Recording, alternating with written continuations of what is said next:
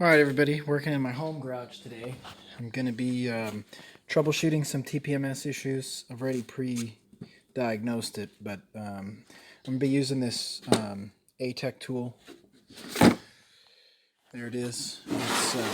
It's like the universal scan tool, does just about everything. This happens to be on my own vehicle, and I'll show you what I got. I'm bringing this with me. So, on my 2009 Hummer H3T, I've got probably a pretty typical issue. Basically, I've got a TPMS warning light. What that looks like is this. So, pretty much right off the bat, see, I'm getting a low tire, which that's one concern, but service TPM is a different concern.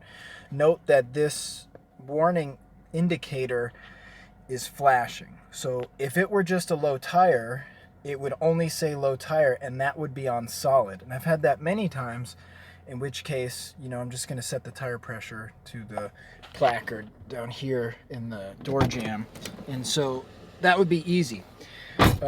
This is a little bit more complex, and I've had some TPMS issues with this before. My sensors are giving me a little bit of trouble. So here's the thing.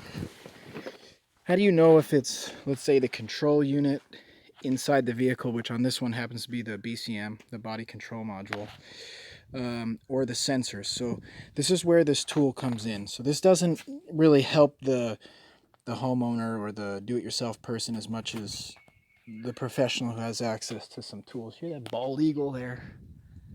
Yeah, America. And so basically I need to know if that sensor is working. So here's how this tool can do that. Quite simply, I can go, as soon as it powers up, I can say check tire pressure monitoring. So that's just basically checking the sensor. I could scan the VIN, but I won't.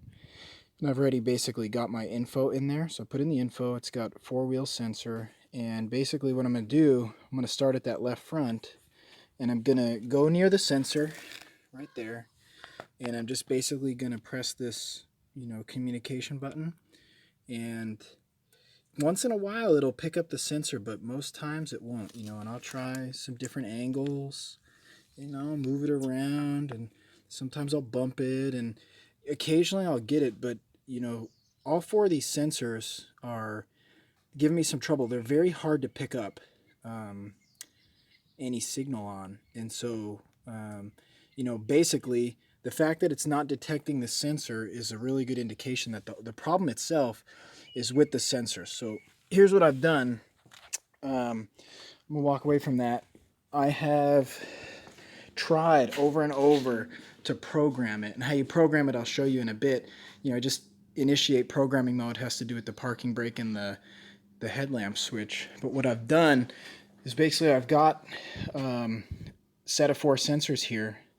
Now these are the EZ-Sensor, which is kind of unique. So this sensor will fit any vehicle, basically. There's a couple different styles. Some are for like steel wheels and some are for aluminum. These are obviously aluminum or alloys. But this sensor needs to be programmed to that particular frequency and basically like operation instructions. So what's pretty cool is I'm going to go ahead and pop the sensor out with one hand. Just holding my camera phone here. So I'm not going to bang around too much. I'm just going to get it out. I'll put it here. And basically you can read the instructions in foreign languages that I don't understand. Or we can read it in English. So basically it's just saying this sensor needs to be programmed with a scan tool. So this sensor is essentially blank. It has no ID number. It's not programmed to a specific frequency. It's just blank. So that's cool. That's why it can work for all makes, models, basically. But what we need to do, I need to go with this Ateq, and so I'm going to back out of here. Back up. I don't care to save the records.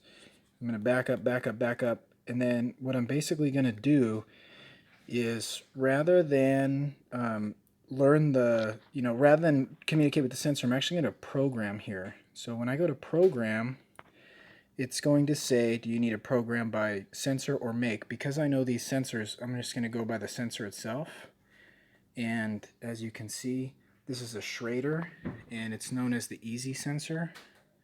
So we've got that right there. And then it's going to have us pick year, make, model. So we've got it. It's actually make, model, year.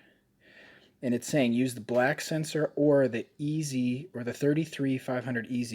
This is actually the 33700, which is specifically for the aluminum wheel. It's the black models. That's the first one it called out. So I'm just basically going to say okay. And at this point, we got some cool options. So if I was going to copy, I could copy the existing sensor and it would program this new sensor with the exact same numbers and everything, so I wouldn't have to do a relearn on the vehicle. But that's not what I'm doing here. I don't know the original sensor ID because I can't communicate with it. So I'm just going to go say create, all right? Or if you were changing all four, you could do like copy the set, and then you basically have duplicates, which is cool. But right now I'm just trying to create a sensor. I'm going to do the initial write. So here's what it says, get it near the sensor, which as you can see I am, and press OK to program. And then it's literally communicating with the sensor and it's writing its instructions that it needs to work for a 2009 Hummer H3T. So let's see, verifying, still verifying. Okay, cool.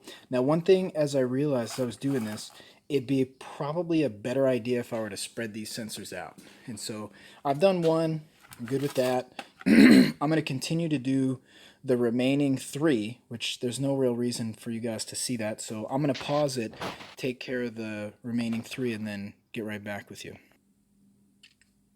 All right, so I got 3 down. This last one, I went to program and it actually said error, try again. So that's no big deal. I'm just going to go ahead and press OK again. And I'm just going to make sure it's really close. So I have had them fail where you're just maybe a little bit too far away. And so if that happens, no big deal. Just get a little closer and try again. So it should be good. And then it's going to verify it took. Hopefully I don't have to try a third time. No, there we go. All right, so basically what I've done, I've programmed the 4 sensors.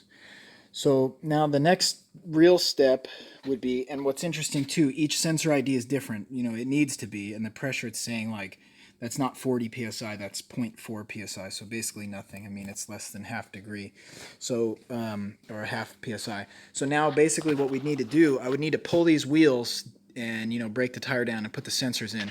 But what I'm going to do, just really for programming demonstration, I'm going to take the 4 sensors, which I spread out so I made sure I didn't like accidentally write the sensor twice, and I'm just gonna real simply just set them on the tires, because this is a purpose of demonstrating a program. Obviously, if I get them to program, because I have had some issues, and I do have a suspicion I may have actually a control module problem. The BCM, it got wet. Water leaks, don't want to talk about it. So I'm going to just lay them out like this, and basically what I'm going to do now is I'm going to initiate programming, and if I'm able to get those 4 sensors to take, then I know for sure that my TPMS module, which is literally, the BCM is right here inside. If I get those to go, then I know really all I need to do is take this to work and break the tires down, put the sensors in. But I don't want to go to work and pull the wheels and put these sensors in and do all this stuff, and then after the fact have to get a BCM if I decide to fix it. So let me show you. This is primarily really for my Toyota guys. So this is totally different how we program. So I'm gonna do key on, engine off, 2 clicks. Next step, I'm going to push the parking brake down. So right now, we would be using a Toyota Tech Stream if this was a Toyota to type in numbers. It's kind of old school. Here's how you do it on a lot of these, and Colorados and H3s. So basically, I'm going to take this switch, and I vaguely remember I just need to go from off to park several times. So it doesn't have to be like an exact science. Hear that double beep? That double beep means programming is ready. So I've got a couple minutes, I believe like 5, to get it programmed. So what I need to do now is jump out of there. I've programmed them. What I'm going to do here is I can go to program or service. So struggling with my left hand here.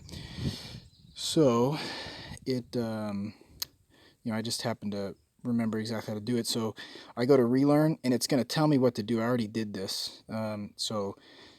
There would be the instructions. I just happen to already know it. I'm going to do 4 wheels. I'm going to start with the left front, and I'm just going to press that communication button again. Get nice and close here. Should have no problem communicating with that sensor. So it communicated with the sensor. It did 1 beep. That recognized the left front. The next one we're going to do is the right front. Press that same little Wi-Fi looking button.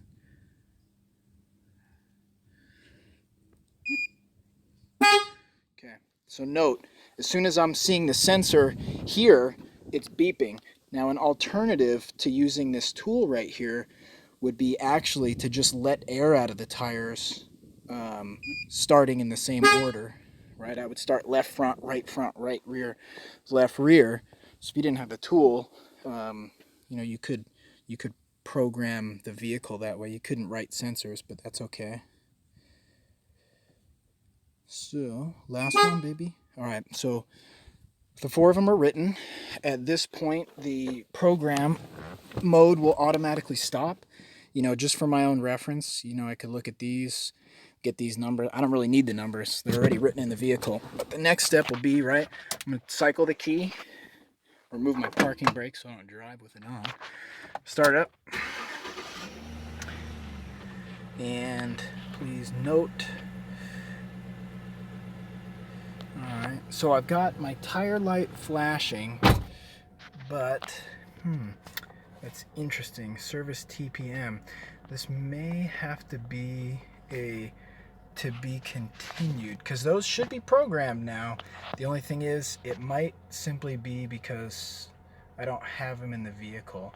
So I'm going to do, I'm pretty sure I'm good though, because it definitely took all 4 program, and so I'm pretty confident. I'm gonna bring it and install the sensors, and then I'll add to the backside of this video.